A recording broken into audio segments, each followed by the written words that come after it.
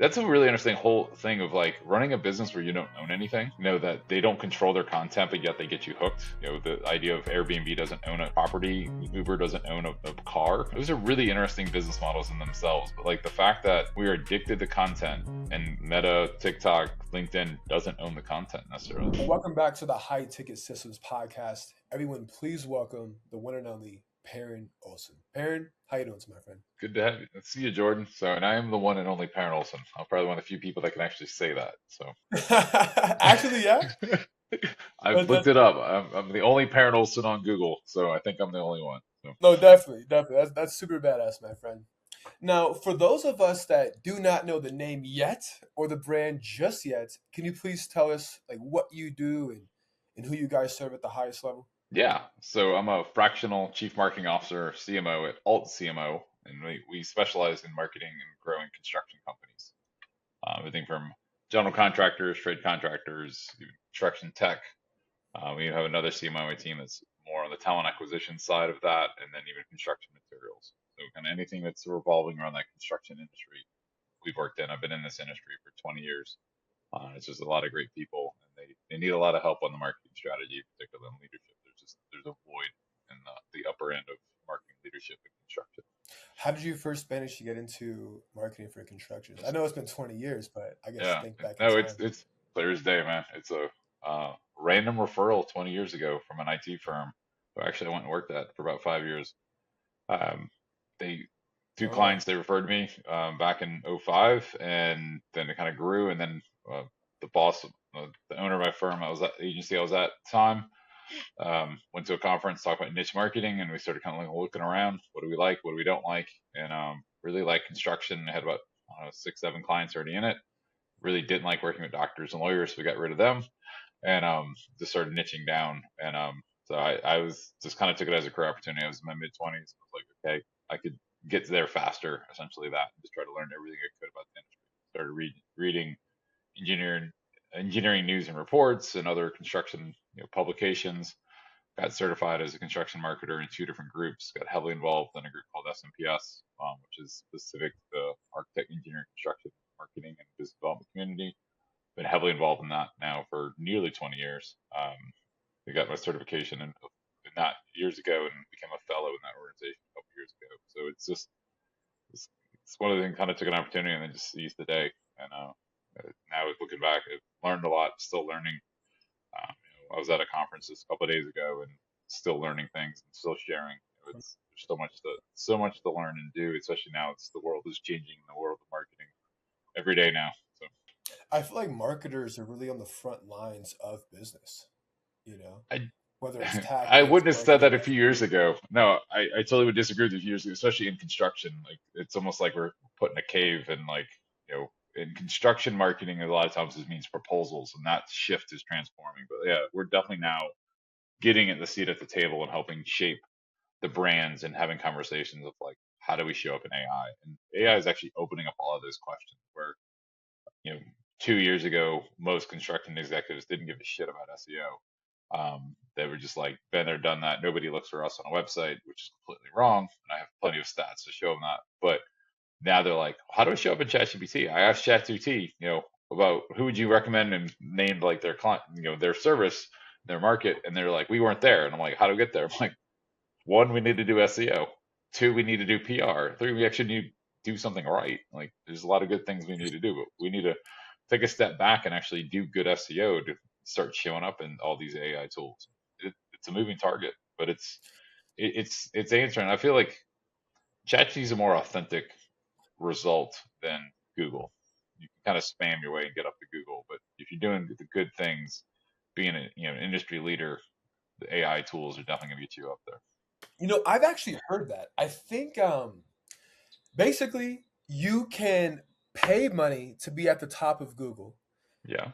obviously through Google PPC, or you can just create amazing blog content, rank for keywords, even though like you can say you're number one, even though you're not number one. But Yeah. with AI, SEO, and ChatGPT LLMs, they say, okay, you can say you're number one, but we want you to prove it. Getting Yeah. back to what you said about let's do some cool shit, let's earn some media. Yeah, Let's get some awards so we actually can yeah. rank in LLMs. With the data that you have, do you know, I guess, the percentage of individuals, companies, businesses looking up construction queries or inquiries via LLM opposed to Google? It's so it's still very much a black box on that. But what we're seeing was we did a study a couple years ago. Kind of wondering because for years we've heard my partner and I is another CMO, and we don't really need to worry about SEO at all. So we're like, forget it. We're gonna go look at the biggest companies in the industry, and there's a publication, ENR, Engineering News Record, that publishes the top 400 contractors. They do that every year. So we took that top 400 and then okay, let's go use our SEO tools and say, do they give a shit about SEO? And just look, we ranked them off of things like domain authority, spam score, backlinks, and then page speed. And we were able to build out the industry metrics, and it was very clear those bigger companies care about it. Like they definitely have above average domain authorities, and for their size, I mean, some of these companies are billions of dollars. Like they're big companies, but they definitely care. It's not an industry. It's an industry we've been told for years. It says we're built on relationships and low bids and all that stuff. And yeah, that still can be part of it, but if you want to get out of low bid and really have a relationship with the brand, not just one salesperson or one project manager, you got to have that brand led, and that's where SEO will come in. So to know exactly how many are coming from ChatGPT, Claude, or things like that, it's still small. But my business partner talks about it as a gold rush. Years ago, when iPhone was new, nobody really had mobile websites, and all of a sudden you start watching Google Analytics, and the mobile websites went from 1% to 3% to 5% to 10%. You start seeing traffic from Facebook as that started becoming a thing, and we're starting to see the same thing with the LLMs. Now we're starting to see on our Google Analytics reports and stuff like that is, oh look, we got 4 queries from ChatGPT this month. We're getting 5 next month. Like you're starting to see it start ticking in, but it's not, even if we don't have the numbers, just the pure stats that we do know is universally Google search is 2.4 words. Okay. And generally when people even do a 2 or 3 word keyword search, they're probably gonna like get frustrated, not find it, and then they do a very longer one, which most marketers all know about long tails. We want those 5 to 8 word search terms. The average number of words in a LLM query is like 42 and growing. And it's just like, think about it. So we're already seeing, and SEMrush did a great study last year, and I hope they keep updating this, is the traffic that you get from an LLM is 4.2 times better value than from a Google search, because the people are more qualified. They're ready to buy. There's more intent. And so if you think about it, the average is 40, that means there's also some that are way longer. We had a client that got this amazing rock star of employee, of a senior estimator.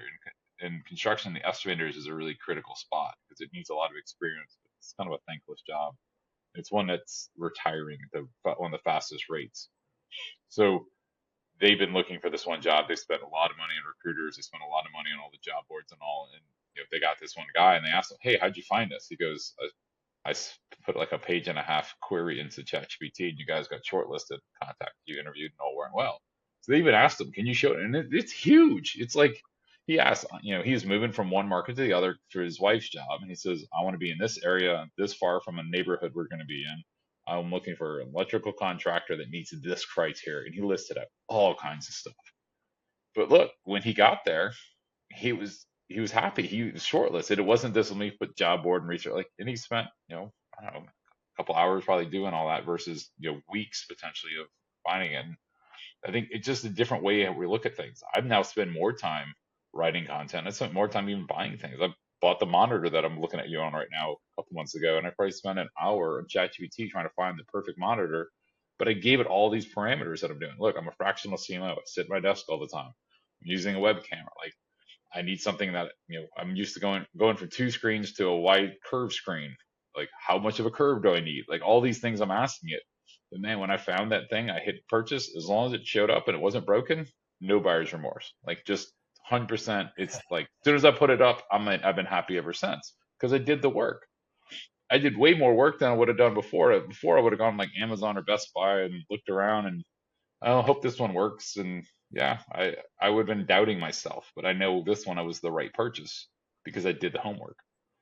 Right. So, It's interesting how we as humans trust AI on a whole nother level. I know I do. oh, it's because it's But smarter than getting we back are. to yes, and we definitely tend to trust people who have intelligence for whatever reason. Yes. You know, it's like this AI thing that knows almost freaking Well, everything. I'm gonna trust that thing. oh, You know. will say is I will take it. So I'll give a nice asterisk to that. I just saw a LinkedIn comment right before we hopped on this. The guy said, "Why would somebody hire a consultant versus using AI?" And his the quote that I pulled out of it was, "AI will do an amazing job solving the wrong problem efficiently." And that's where the human part comes in. You can tell website, his case point was like, you can tell AI, build me a website, and it will go build your website. That might not be the problem. That's where you need the expertise, of a consultant or a fractional or, some, even a leader in your team to really understand what is the true problem. And then it can help you figure out from there. 100%. Someone broke it down this way on the podcast, and I will always remember it. But they said that utilizing AI is an 80-20 split. 80-20 split meaning that 10% context in the front comes from a human. Hmm. 80% of the workload is from AI, and then the last 10% is like the human in the loop to I love verify it. whatever the hell Yeah. AI just said is accurate. The more educated you are, the more seasoned and experienced Yeah. you are, that increases the, I don't know, efficiency or the outcome Hmm. from that 10% context initially, right? So if Yeah. you, as a fractional CMO in the construction space, were Yeah. to, I don't know, play with Claude or play with Chat and come up with an Yeah. actual game plan on how to solve XYZ problem, I'm sure you will have a far better output than me trying to get that same outcome in the construction Oh, space yeah. 100%. specifically. Yeah. And vice versa. And I saw that firsthand the other day. I was leading a roundtable discussion at a marketing conference in town. And so someone kind of, it was about content marketing and specifically using AI to, properly, everyone kind of understood we don't just copy and paste what, it is, but it really was coming down was building longer queries, longer prompts. And so like somebody even showed me, you know, she's been in the business a couple months and she's like, look, here's what I put into ChatGPT. Can you give me some feedback? And I'm like, you're not giving enough specifics. You're not telling it the end goal. You're not telling it the audience. Like just tell it more information. Or even I like to do a catch-all on every query and prompt I do is ask me questions to better understand the scope of what I'm asking and to improve your results. And it's amazing. Some of the questions like, I should have told you that. And then I go back and fix the prompt, because I think a lot of us have like kind of a cheat sheet, prompts that we like to use. I'll go fix that kind of that template I'll use. But also it's like there's almost every time, whether I'm using ChatGPT, Gemini, or Claude, or played around a lot of different ones, they'll ask me some questions like, well, that's interesting. And sometimes it's like, why do you care? And sometimes, oh, I should have, like, I didn't think of that. It's kind of that blind side. And one of my favorite things to do with Yeah. AI now is like use it. I call it pressure testing. Is before I go present anything to one of my clients, because I'm generally dealing with CEOs or leadership teams or even boards, I'll go put that into ChatGPT and like, here's the background of the company. Here's what the initiative we're trying to solve or problem we're trying to solve. Here's the initiative. Here's what I'm thinking. I'm presenting this to the CEO or whoever tomorrow. You know, show me where I'm, pushing too far, where questions they might be asking, what's my blind, what am I missing, and kind of help me shore it up. And it was hilarious. It was one day I did that, got some questions and all, and I go talk to the CEO, and I started laughing. He's like, "What are you laughing at?" And I've been with him, 2 years. We talk a couple times a week, and so we got a good report. I'm literally laughing in his face. He's like, "What?" I'm like, I told him I did this whole pressure test thing and even asked what questions will the CEO ask, and the first two you just asked in a row, like nearly verbatim, and he's just like, "Damn!" I'm like, "Are you?" I'm like, "Are you using ChatGPT on me right now?" And he's like, "No, I'm having a conversation." And you're like, so literally the first two questions are what you would ask, but it's typical CEO stuff, and uh, so it was really interesting to kind of do that, and you can do role playing with that and stuff like that. And I was talking to a sales manager one day, and he's like, "Yeah, the role playing I used to do, in my trainings. Well, now a lot of the conversations aren't phone calls or in person meetings. They're LinkedIn messages, they're text messages." He goes, "What better place to role play is than throw an AI and role play with somebody? Here's the person I'm talking to. Here's their LinkedIn profile I'm talking to. Help me role play this, how this conversation may go." And you can play different paths. Like they're really pissed, they're really happy, they're excited, they're not excited. Like you could do all that stuff with AI, and it'll just play along. Like it's cool to kind of do those kind of like scenarios. No, absolutely. And I'm currently working on a custom tool basically for internal usage, but a role playing partner for Yeah, actual sales calls, right? Like, why waste a potential sale, or why yeah, practice or role play on a live consultation where you could possibly, fumble the bag, one might say. No, just role play with AI. Like, there's no high stakes. It's reps, it's yeah. practice, and it's actually really, really good. So I love how that sales One of 'em- manager is utilizing AI I'm for role here. play. I was on a webinar a couple weeks ago watching it. And it was talking about AI for sales, and they're talking about using some of these, like the note takers, and like some of them you can put in a little bit more of an agenda, and like it can even help coach you live as you're going through. Like, hey, remember to ask about their budget. Get a timeline. Like, and I'm like, that it's interesting, to kind of get that little nudge. It's almost like the old school sales, the whisper in your ear thing. Yeah. No, I saw those ads on Instagram whenever I'm doom Yeah. scrolling. Don't do that, by the way. But I'm I, like, these are freaking bad ads. I think everyone is guilty. You know what I mean? Like, oh, Meta does a damn good job of keeping us on the platform. that is their job. That is their number one goal, which Right. is interesting. That's a really interesting whole thing of like running a business where you don't own anything. That they don't control their content, but yet they get you hooked. The idea of Airbnb doesn't own a property, Uber doesn't own a car. Like that's those are really interesting business models in themselves. But like the fact that we are addicted to content, and Meta, TikTok, LinkedIn doesn't own the content necessarily. It's the So a little software behind it. philosophical on us, right? So No, you're good. And it's just really interesting to think about kind of where the future could be, you know? oh Like, just kind of leveraging other tools, arbitrage, right? yeah. Leverage No, other it's the people's idea. They're stuff. talking with AI, we'll have the first solopreneur billionaire. And I think that people will be surprised how young that person will be. Right. My mistake. Daydreaming over here No, about that one thing that you no, just I mean, said. you're all about high When it ticket sales. Like I'm sure the brain that just made that brain spin of like, yeah, we're gonna have a 20 something billionaire who's running multiple AI tools one day and probably literally not know what to do with the money. I mean, don't get me wrong. Like, I definitely utilize Cloud Code all the time. Like, Yeah, Cloud Code is always open. I'm always utilizing it. I definitely, I don't want to say replace full time employees, but like, it has made my job a whole lot easier. It has increased efficiency. Like, yeah. nobody's business. It's fantastic. But the simple fact that somebody can become a freaking billionaire, one person show from utilizing AI, like, I definitely do believe it, but it's just like unfathomable to actually like think Well, about the I cliche. I knew it could happen because years ago when I first got into marketing automation, back when like Infusionsoft was the only marketing automation software, they were kind of showed kind of an extreme case point, and they would show this one diagram, and it's this like messy spider web because Infusionsoft, the way it has a visual tool where you connect all your emails and all your widgets through this spider web thing. And they were talking about they have a customer that has built an entire company, and it takes you 2 years to get to him personally. And he supposedly lives in Asia in some island, sipping his little mai tais and stuff. And every day he checks email for 5 minutes to see if anybody showed up because he's built this entire framework of if this he sells something and then he upsells this or cross sells and people have questions. It has all this routing thing based on some just basic logic, and it's like now whatever he did, anytime somebody finds him, he then builds another tool to put into place that kind of keeps kicking the can another month or two. And it all comes from him because it's his business and all. And this was at least 12 years ago, maybe 15 years ago.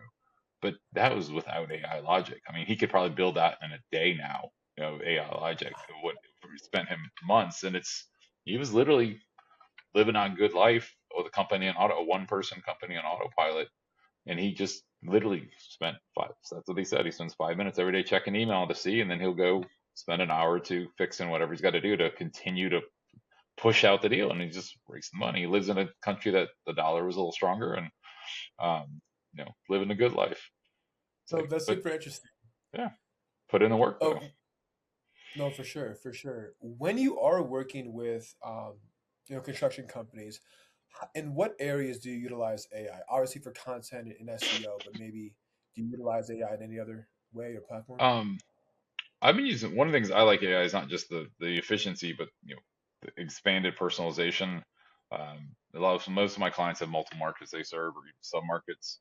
Uh, so trying to expand on that. Like right now, I'm even building a tool.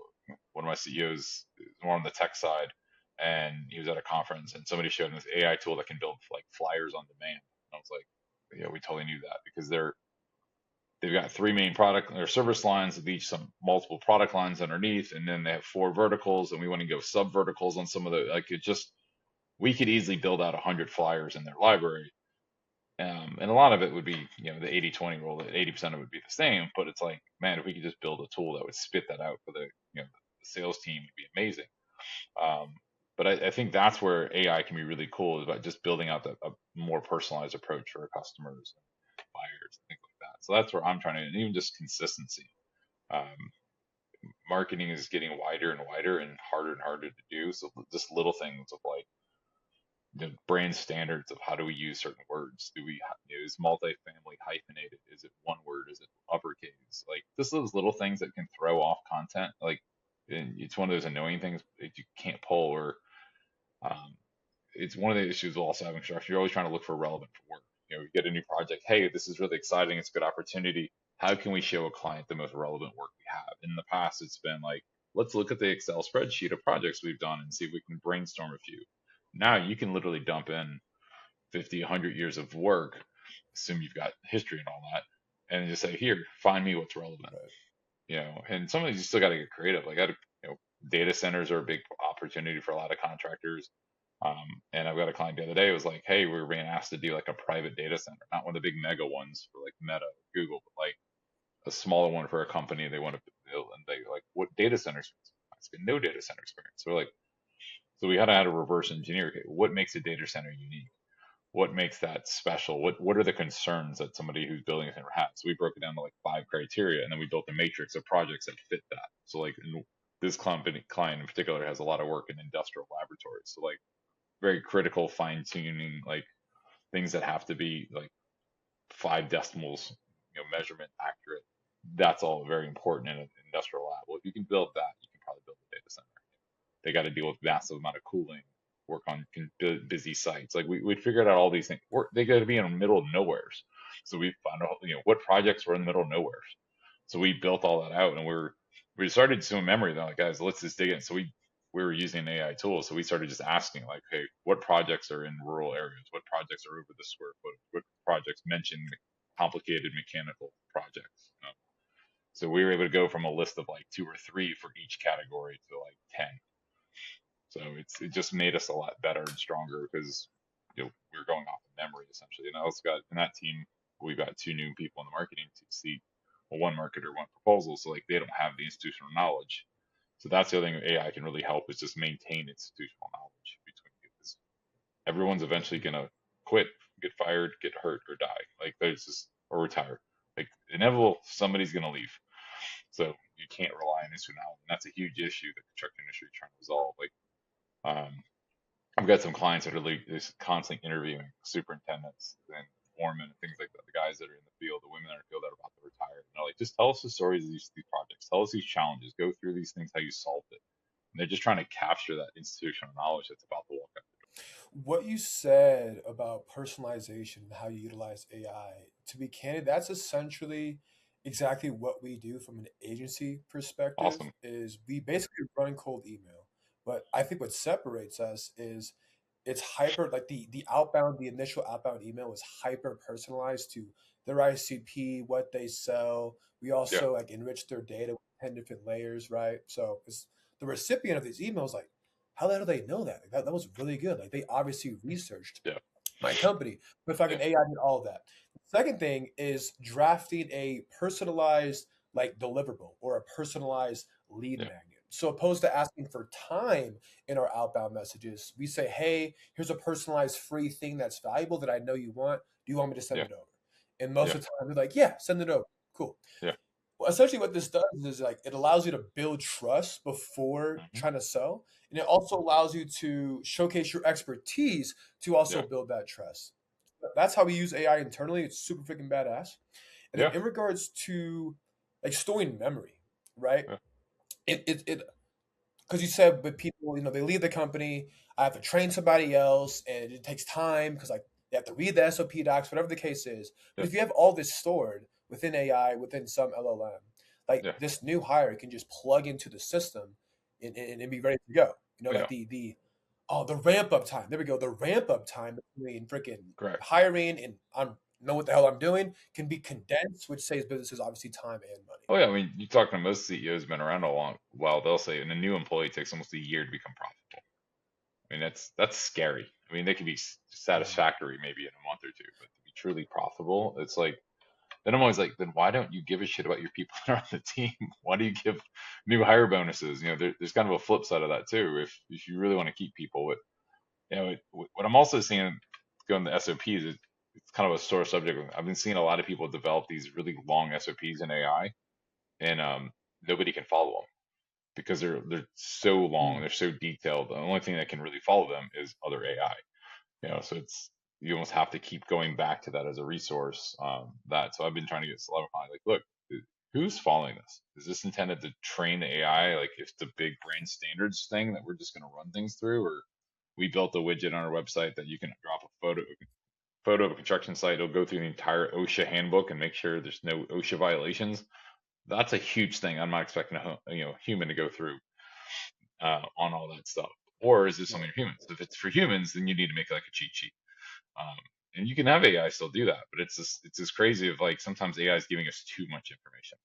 I was demoing an AI caller the other day, and my one feedback was she didn't shut up.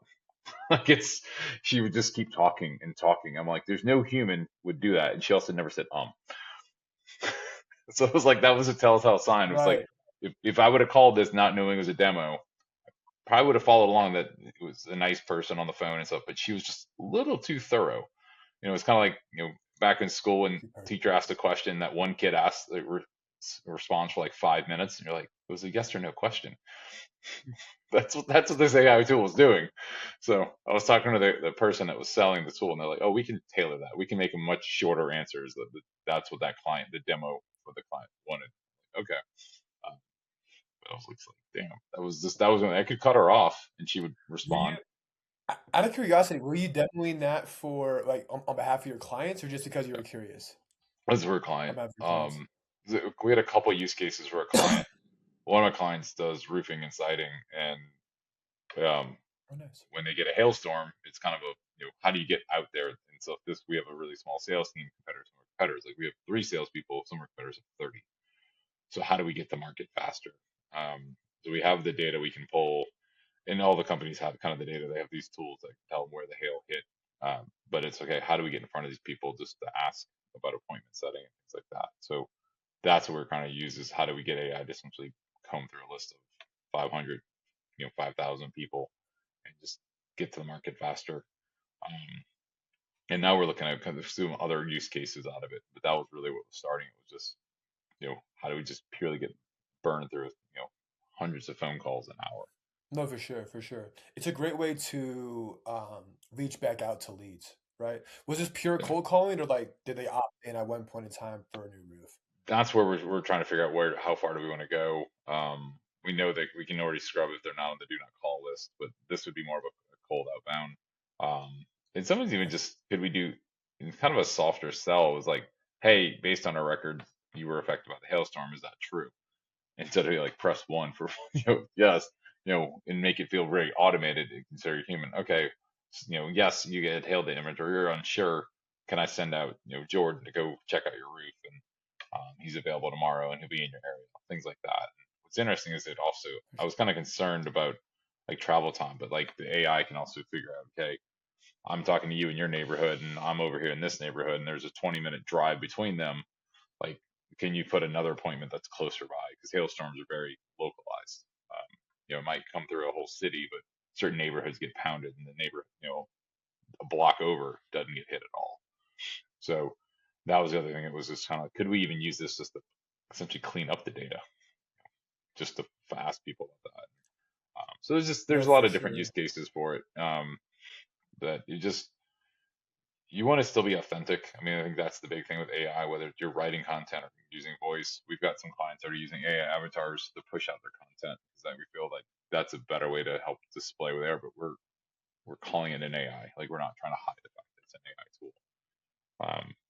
We even explored with one AI client. avatar, Yeah, like me, like a clone of me, or what do you mean by yeah, AI avatar? Or like I mean, so we had a client. So it's about efficiency. So one way when we do content like thought leadership, trying to build authority, we always start with our subject matter experts. We don't start with AI, and generally we use a tool that will help us interview them, and then create that first blog post essentially as our core.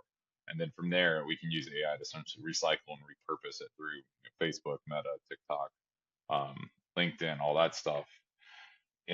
And then we also can push it through a different tool that will help build an avatar. And so we'll take that blog post, make it a video script, push it to the avatar. But we do have a capability of taking like you and making you. It just need like a 5 to 10 minute video. We actually one of our clients was like, was he was thinking like, well, I'm already the face company as the CEO and owner, but I don't want to have that happen to me because if I'm not the subject matter expert, one of my team members is, I don't want to be the spokesperson for that because then somebody will ask me, hey, saw your video on XYZ, and he goes, I don't want to sound stupid because I don't want to talk. So we're like, okay, well, let's do the artificial one, and we'll just have a. So but the cool thing about using an avatar one is to speed the market. I mean, you've done video production; it takes time to set up and get ready. Guys, you still have to put your face on in a way, or at the very least be in the mood to be on video. And then the outtakes and all. Versus if you're using a digital avatar, you can basically give it a script, and within a few minutes, you've got an hour long video potentially. So um, the less outtakes and all that stuff. But it's also the person doesn't ever quit, doesn't age, doesn't die, doesn't get doesn't get on the news for the wrong things, doesn't get arrested. Like there's all these things that don't happen that you can kind of control. It's almost like a Disney character that is like stuck in time that doesn't change. So so still want to be authentic who it is, and I would never impersonate. So I don't want if somebody says, "Hey, are you AI?" Like, no, I'm not. Like I even have it's funny with one client um, of an attractive marketing manager there, and she's like, "Oh, I'd love to have an avatar," because she's like, "When I was a spokesperson for my last company, I kept getting all the direct messages, and they were very inappropriate. So like, at least if they're doing it to an AI tool, whether they know it's AI or not, at least it's not me." Um, I was like, "Oh, for sure. like I knew that happened, but I didn't think people literally would do that to you." If like she was she would do like interviews and stuff as the marketing manager for a construction company. And she's like, I would get all these DMs and stuff. It's just like, I don't want to deal with this. So All right. it was interesting. So When you are working with your clients, what do you yeah. feel like is the mandatory, I guess, one, two, three steps that has to happen in order for them to like skyrocket their company? All right. The biggest issue I find with most construction companies and across the board, almost all companies, is they don't know who they are. What does their company stand for? What is their brand personality? Things like that. So like just use the brand archetypes often with my clients. Like, okay, are you the jester or the outlaw or the rebel? Like whatever. And they're like, I don't know. Like it just like that tells me a little bit the company, but then really honing in that ideal client profile. And they're notorious. Every business owner will do this, especially if they're, oh, we can make that work. Like, no, I didn't ask you who can make it work profile. I asked you the ideal. Who's the epitome of the perfect client? And I like to bring in operations because the worst thing I think marketing can do is drive revenue with the wrong clients. Because what Oof. happens then is it's a long sales cycle. It's painful to service them, and you can start really impacting employee retention. Versus the opposite, if we start with what is operations really like, it generally is a faster sales cycle because it just clicks. Like that hyper personalization almost happens just organically, and everyone's like, "Hey, we like working with you." And you can almost cold call people like, "Hey, I'm calling you Jordan because you're my ideal client profile. Because here's why." Like you just list off, here's all the things that you do that we think you're the ideal client profile, and we think we can help you. And you kind of soften it up a little bit, but like that's essentially the message. So just nailing those two things, then everything else is essentially I want to do is just reverse engineer what I need to do to get in front of my ideal client profile. Whether it's digital ads or conferences, or I'm big on like lumpy mail is what I'm trying to get all my clients to do. It's just how do I get in front of that person because that's what matters. It doesn't matter what I think, and it's not Perryn's process that goes across the board. It's what is this client, this ideal client profile? how do I get in front of them and make them care? 100%. And if you are struggling to know who your best ICP is, just look at your best customers, look at your best Yeah, clients, and like who got the best results from working with you. yeah, And just reverse engineer from that. Like, okay, this company had, a couple yeah. of employees. They were in this location. They had this type of mindset. I don't, I'm just kind of making things up, but So I think you kind of get my point. Just I look at your I best did a customers and go back. yeah, and that's something I usually build out like a whole score sheet, like a matrix score sheet with my clients of like different categories, that are firmographics, size, location, services, niche markets, things like that. And then I build out a pointing system. Like ideal gets 3 points, um, great gets two, good makes 1 point, okay, then there's negative points. Most of my clients are all U.S. based, so like if they're in China, that's -2 points, whatever. Like, because you're trying to, Right, right, but right. then you can even push that in your CRM and build lead scores and all of it. But it's like I want to be able to get a list of 100 potential clients, run them through this ideal client profile score sheet, and help tier them is what I'm trying to get to. And it's just a great exercise for them to understand. I'm sure you get that. But I did a test recently. I found a prompt. Subscribed to a newsletter like this marketing prompts, and every day they send me a new email with a marketing prompt. And most of them are very consumer based, and I don't really care. This one was like how to understand the psychology behind your ideal client profile. I'm like, that's not good. So copy and paste the Right. prompt, put it in So, ChatGPT, list out here's my top like 10, 12 clients. Just all I gave them was website addresses. Um, and it came back and it was like it definitely pulled some of the firmographics, like you guys work with contractors generally between 50 and 250 million. What? Yeah, no shit. Like some of that stuff, but then it got into like um some of the psychology of it, like the psyche, and I was like, it said two things in particular that I thought was interesting. The companies we tend to work with are the CEOs are hiring because they think marketing can't keep up with their growth. And I was like, yeah, that's definitely a conversation we've had that I don't think anyone's ever put it that way, and I've never written content or done my own podcast about that.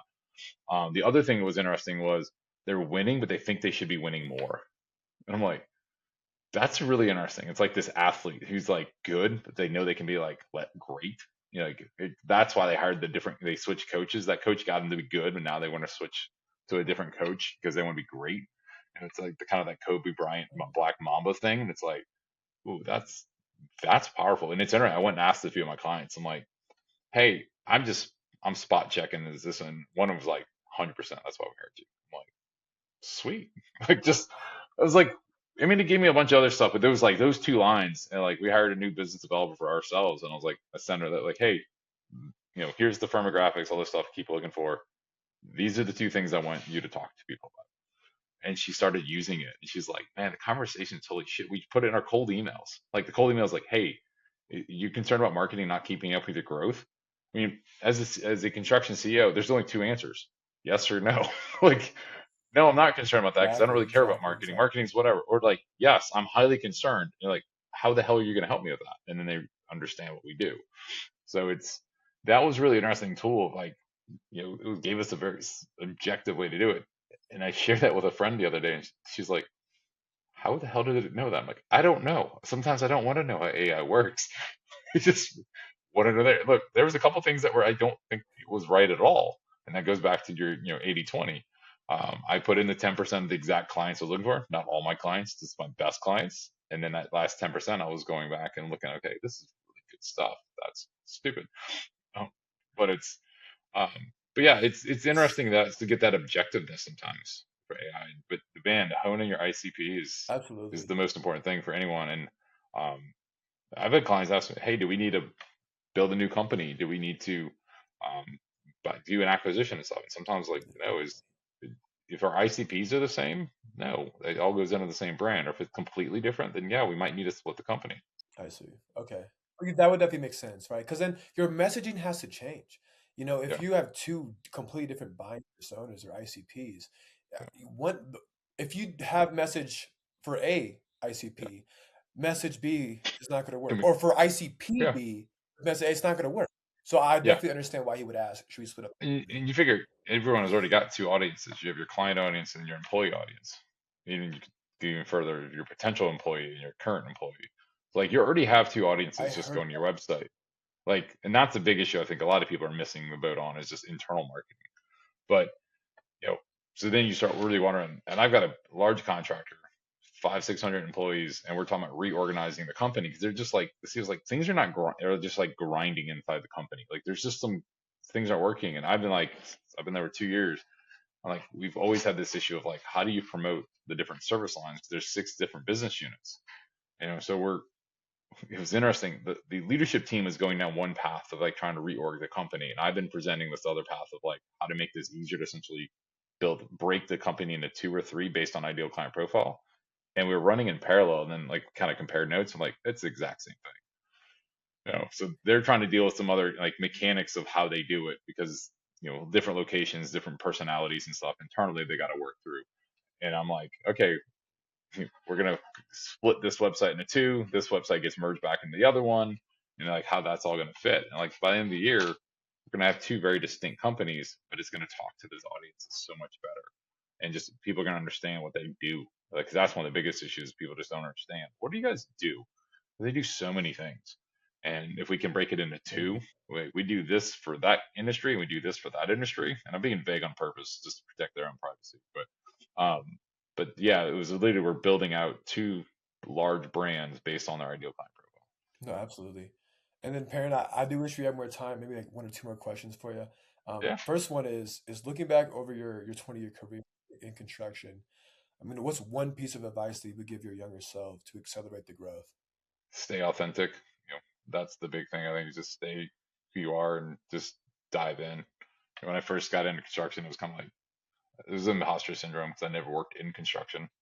I didn't have my why for a while, and then I kind of found it as I want. I really like helping companies grow and just um, Yeah, just find construction people are very human. Like it just but I didn't work. I didn't come out of construction. A lot of people ask, "Hey, you picked construction because you started in the field." I was like, "No, I was never worked in the field. I've done home renovations. I've done dozens of construction sites." Um, and actually, in the process, I actually kind of was reminded. My grandparents, my great grandparents had like a painting contractor business and stuff like that. But it wasn't like building buildings company. So it didn't click even for the first 2 years. That like, oh, my family comes from a construction background. But it just wasn't the way I was thinking. got you. And what is one thing that your CMO company is looking forward to in 2026? We've been expanding our capacity. We're just hit a couple years that we've been in business. Business partner and I were really the main 2 for a long time, and we obviously rating capacity issues. Like I'm personally at capacity, like I can't take on another client, and which is a good problem. So we've been bringing on other CMOs with other specialties, and we're ramping up ourselves. And now our plan is a little bit more of build the pipeline, then we'll go get the capacity because we know we can recruit CMOs if we have the clients.